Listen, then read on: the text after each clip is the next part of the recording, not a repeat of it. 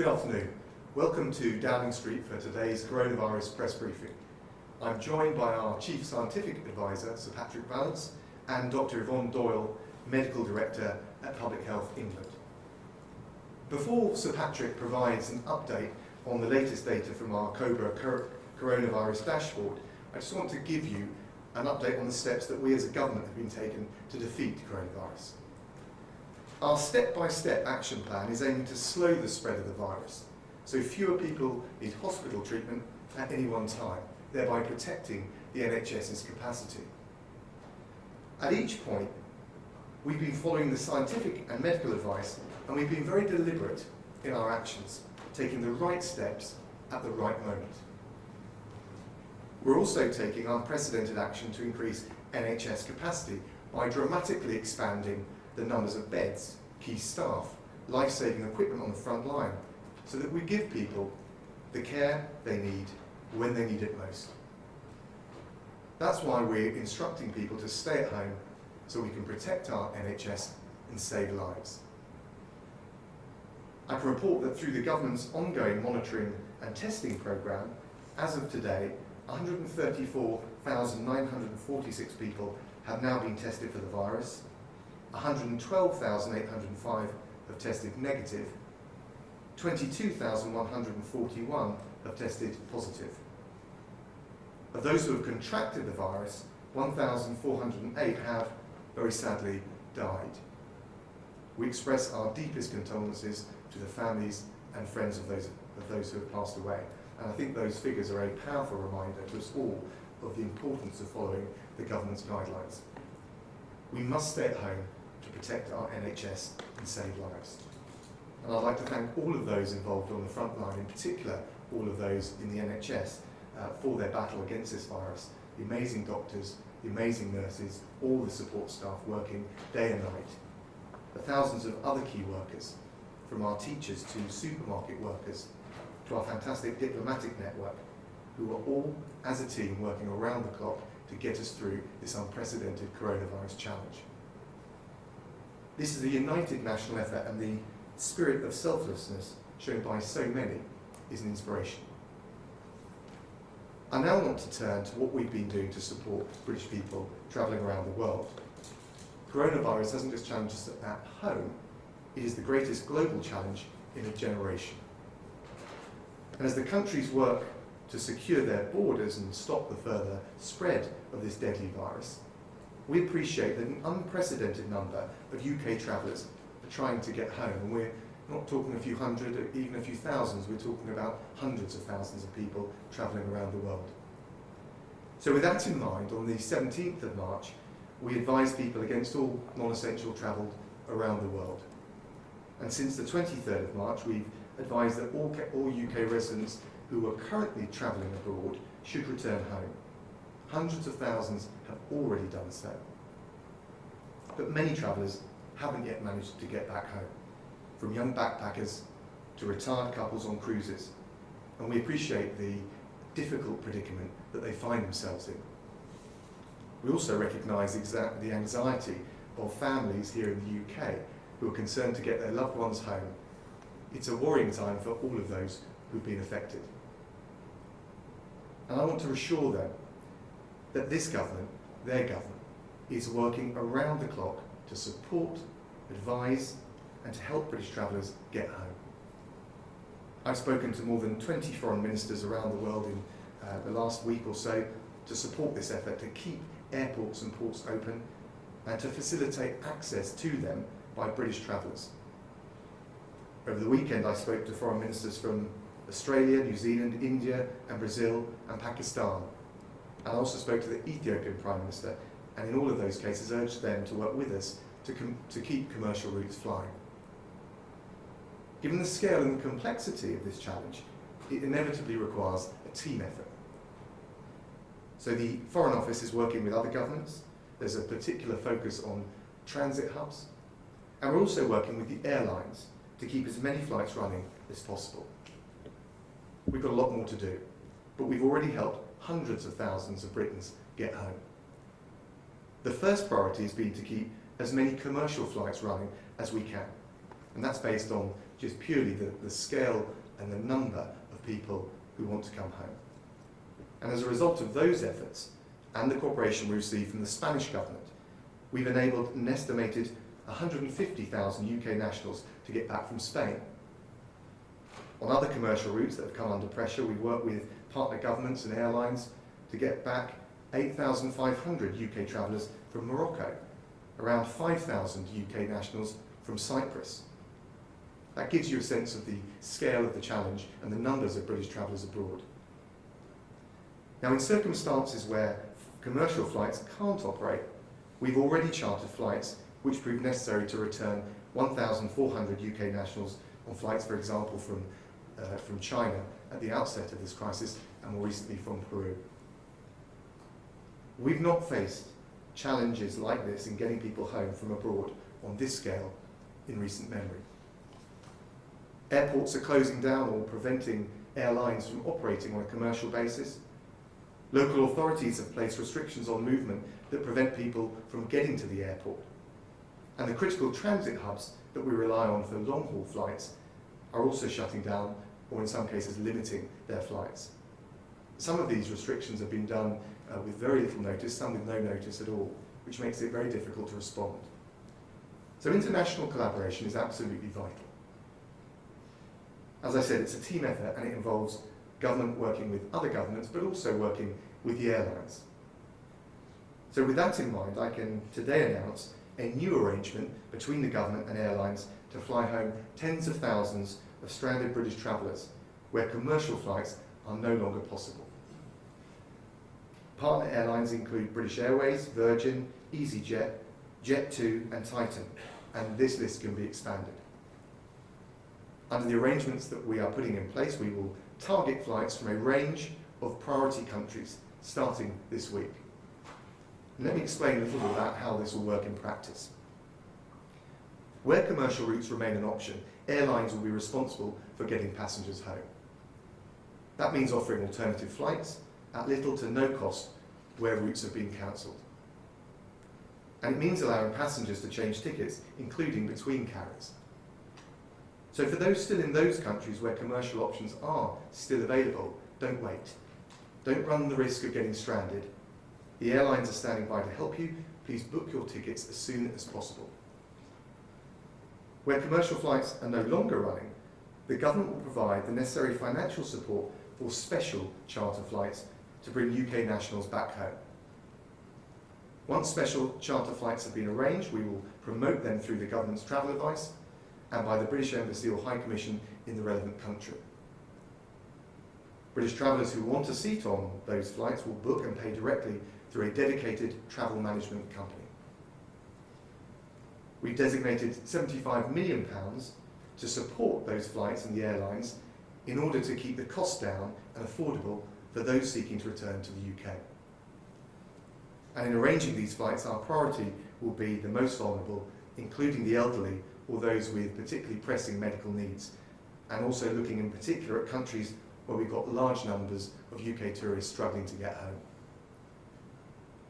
UK travellers, if they haven't already done so, should check the Foreign Office travel advice, and that advice is under constant review, and it can help travellers find out more details about how to access the flights under this arrangement.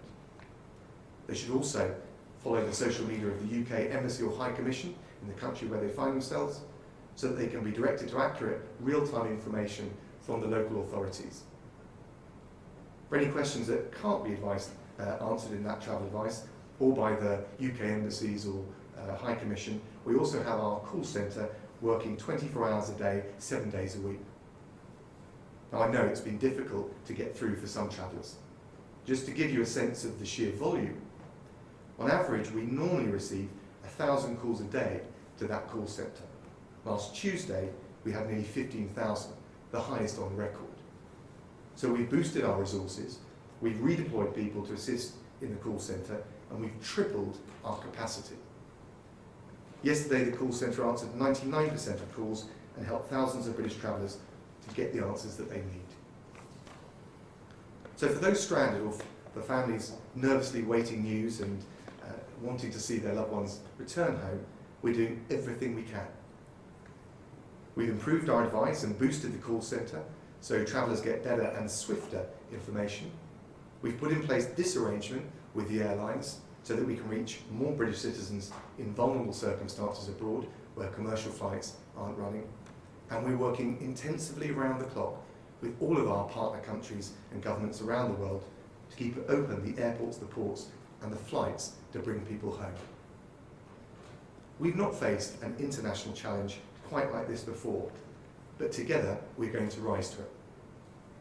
And of course, here at home, we can all support our NHS by continuing to follow the guidance to stay at home, protect our NHS, and save lives. I think I'll now hand over to Patrick Vallance, who will give a presentation on the latest data, and then we'll take some questions after that. So Thank you very much. I wanted to share with you some of the information about where we are in this outbreak and some of the measures that have been taken. And the idea, as we've said repeatedly, is to try and break and slow transmission of the virus, and that's through staying at home and keeping distant.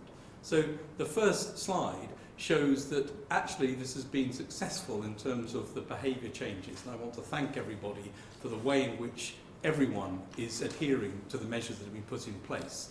This shows the use of transport over time from the end of February through to now, and you can see a dramatic fall off in the use of the London Tube, down to just a few percent of what it was back in the end of February, a decrease in bus use, a decrease in national rail, and a decrease also in the use of all motor vehicles. So the measures are in place, they are making a difference, they are decreasing the contact, which is so important to spread the disease, and we're doing a good job at cutting that down. Now the reason that's important is because, of course, it then prevents the number of cases, should reduce the number of cases. Next slide, please.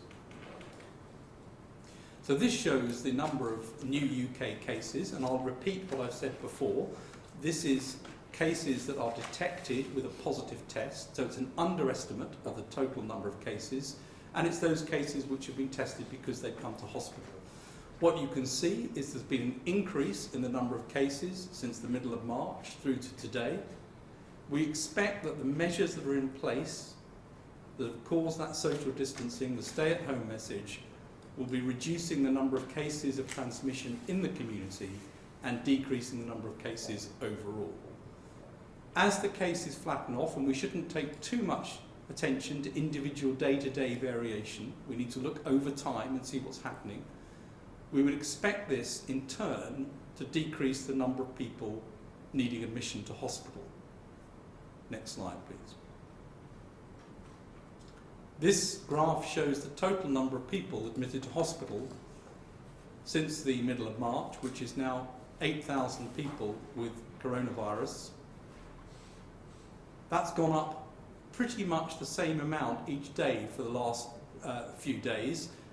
That shows that it's going up not in an increasing amount, but going up in a constant amount, which may suggest that we're already beginning to see some effects through. About half of those cases, slightly under half, are in London, but what you can see in the lower lines on this graph is that we're also seeing cases throughout the UK. So the message, stay at home, protect the NHS and save lives, is true everywhere in the UK. We all need to do this in order to break and slow the transmission of this virus, decrease the number of cases, and in turn, decrease the number of people coming into hospital. What I've said recently is that we expect this to get worse over the next couple of weeks because there's a lag phase between getting the disease and people turning up in hospital. So we would expect to see a continuation of this at least over 2 or 3 weeks, then a stabilisation and a gradual decrease thereafter. The number of hospital admissions, to repeat, has gone up roughly the same amount each day, suggesting that we're not on a fast acceleration at the moment. Next slide, please. All of this is about preventing deaths and preventing the NHS becoming overwhelmed in the intensive care units with ventilators. And on this graph, it tracks the deaths that have occurred globally across some of the countries, not all of the countries obviously, and it shows that there is a pattern of increasing deaths which you expect to reach a plateau, to come down eventually. And you can see in the UK here, which is in the purple line, we're tracking roughly along the same path as France. I've said before, we're behind Italy in terms of the curve. You can see that Spain has a higher number than Italy at the moment in terms of its trajectory, not in terms of the total number, but the direction in which it's going. The UK is tracking alongside France in this. The measures we're taking will stop the transmission, delay the transmission, reduce the number of cases, reduce the number of people becoming infected in the community, reduce the number of people, therefore, that need to go onto ventilators, and therefore reduce the number of people also that might die or will die from this infection. So I want to thank all of the people in the NHS who are working unbelievably hard at the front line to look after this. What we can do, what all of us can do, is make sure that we heed the advice to stay at home, to reduce those contacts, so that we ultimately decrease the number of people who are going to be seriously ill or die from this infection. Thank you very much, Patrick. And I think we'll turn to questions now. Is Laura Kunsberg there? Thank you, Foreign Secretary. First off, Sir Patrick, based on what you know now, are the restrictions working, and could we avoid the NHS being overwhelmed if the trajectory continues like this? And Foreign Secretary, you're asking a huge amount of the public. Is it the government's view that people need to be willing to follow these restrictions for as long as 6 months, if that's what it takes? Shall I start? Why don't The trajectory, what we know is that the measures that have been taken are having a very big effect on contacts. And I showed you the data on transport. You can see dramatic reductions in the amount of transport being used. You see dramatic reductions in footfall. We know, of course, that things like restaurants and pubs, which are places where people aggregate, have been closed. So we are seeing a big change in contacts. That is predicted to have a very significant effect on the so-called R. The R value is the number of people on average infected by one infected person. And the idea is to get that number below 1, at which point the epidemic stops and starts to go down. On the basis of the contacts, you would expect that R value now, in terms of the early phases of transmission in the community, to be coming down or below 1, so that we think that that has had the effect that's desired. That takes 2 or 3 weeks to feed through into the number of people who might be appearing in hospital, a little longer in terms of those who are seriously ill or those, of course, that might die. So we expect to see a lag phase before you really see these curves changing. I'll also make a comment about the duration. It's important that we do this now to get the numbers below NHS ICU capacity. That is the absolute priority at the moment. Once that is achieved, once we know that we've got this curve below the ICU capacity and stable, then of course it's time to start asking the question which is being asked across the world at the moment: how do we release those measures and manage this going forward? So I think it's premature to put a time, an absolute time, on how long this goes on for. We need to do phase 1, and then we need to think about how we release these in the right way and at the right approach in order to be able to allow the curve to stay below the ICU capacity. And I think the only thing, Laura, that I'd add is that obviously the more members of the public, as they're doing increasingly, follow this guidance, the quicker we'll be able to get into a position where we review whether and how there is any easing of those restrictions. Beth Rigby from Sky. Thank you. A question first for Sir Patrick. On Friday, the NHS chief said there were 6,200 coronavirus patients in hospital. Today, he said it was 9,000. That's nearly 1,000 new patients a day. Do you think those numbers will accelerate over the next 2 to 3 weeks? And at what stage at the moment do you think the NHS could hit capacity? And then just a quick question for the Foreign Secretary, please. Germany's testing 70,000 people a day. Countries like South Korea are doing mass testing and contact tracing to try and control the spread of coronavirus. Our target is 25,000 tests a day. Is that because you think that number is optimal, or rather is it that we can't get our hands on the equipment because other countries have been faster out of the blocks? To answer the question about the numbers, so 6,000 to 9,000, roughly 1,000 a day going up in that measure, that's not an acceleration. It's quite important, and it tells you that actually this is a bit more stable than it has been. I do expect that number to continue. I expect the number of people coming every day to be about that. It may go up a little bit. And then in 2 or 3 weeks, you would expect that to stabilise and then to start to go down a bit. But it's important, that's not a rapidly acceleration number. It's an important number. It's a very difficult number to deal with. And it's a number that the NHS staff are clearly coping with in terms of what they're doing at the moment. And the numbers as projected are designed, as the Chief Medical Officer has said, to keep this below the ICU capacity.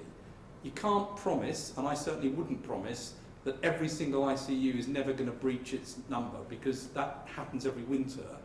But the aim is to try and keep that below across the country, and that's what we're shooting for. That's what the numbers suggest we should achieve there or thereabouts, and that's what we need to keep striving for, and it's why it's so important that we continue to stop the transmission in the community, because that keeps the numbers down going into that critical stage.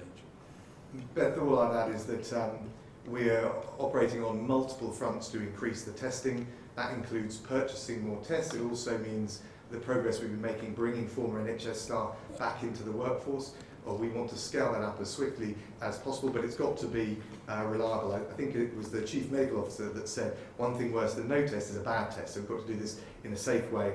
As of this morning, over 900 NHS frontline staff have been tested as part of our new testing scheme, and we'll be rapidly expanding that.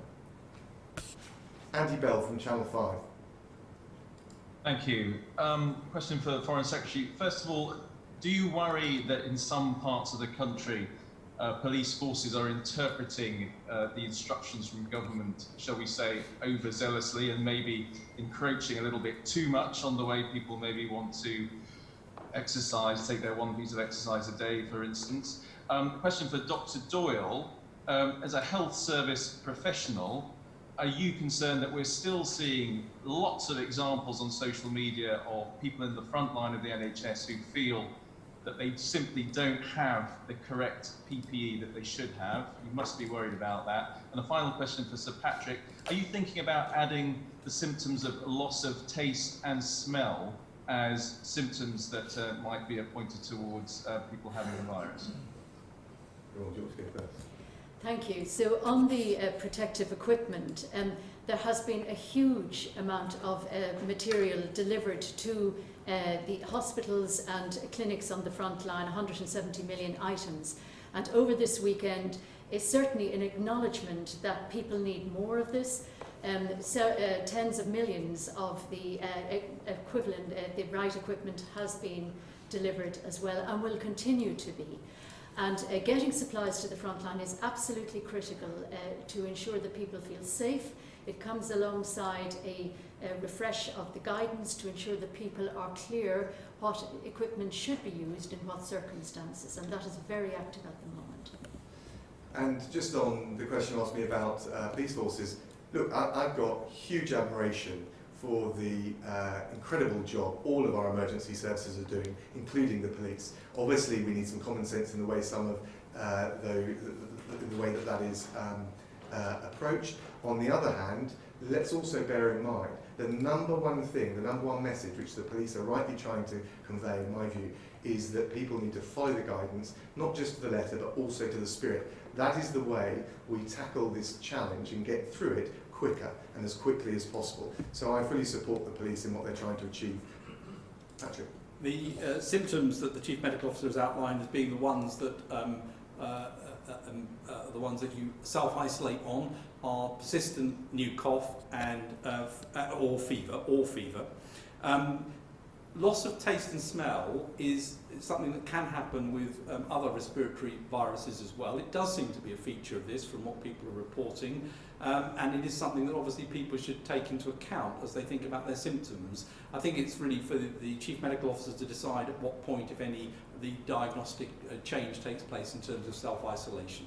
And those symptoms that we're learning about for this disease are the ones that we're going to get more information on over time. But new persistent cough or fever captures the vast majority of people with this illness. Gordon Rayner from the Daily Telegraph, please. Thank you, Foreign Secretary. Just to pick up on Andy's question, Lord Sumption, the former Supreme Court Justice, suggested today that some areas of the country are turning into a police state. So will the government issue further guidance on what the police should or shouldn't fine people for, so that ordinary members of the public don't get criminalised for shopping for the wrong thing or taking a breather on a park bench?